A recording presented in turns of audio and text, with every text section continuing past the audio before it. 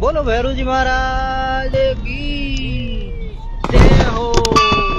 जय तन म्हणून नाही बोल। ह्याच कारणामुळे तुमच्या गाडीचे संपूर्ण लाईट्स चालू असणे खूप जास्त गरजेचं आहे. समोरच्या डिझायरवाल्याने ब्रेक अप्लाय केला, परंतु त्याची लाईट्स चालू नसल्यामुळे मागच्याला ते कळालं नाही आणि त्याच्यामुळे ॲक्सिडेंट घडला.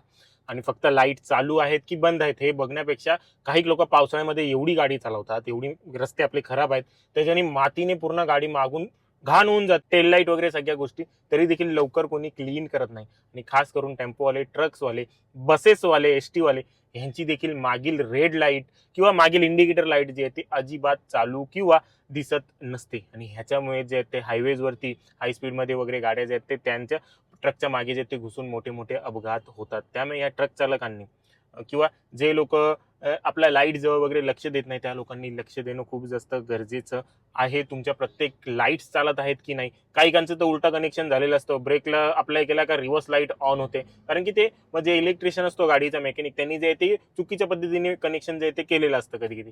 तर अशा वेळेला आपल्याला काळजी ठेवून ह्या गोष्टी चेक करणं गरजेचं आहे. नाही तर एखाद्या वेळेला तुम्ही दुसऱ्यासोबत स्वतःचं देखील खूप मोठं नुकसान करून बसाल. आता ह्याच्या मागे गाडी होती म्हणून समजा तर टेम्पो असता, ट्रक असता, मोठा हेवी व्हेकल असती, तर अशा वेळेला त्याला तर अजिबात गाडी कंट्रोल झाली नसती आणि तो गाडी सोबतच घेऊन गेला असता. त्यामुळे नेहमी जे आहे ते आपल्याला आपले सगळे लाईट्स, इंडिकेटर्स हे मधून मधून चेक करत राहणं गरजेचं आहे की बाबा चालू आहेत, बंद आहेत.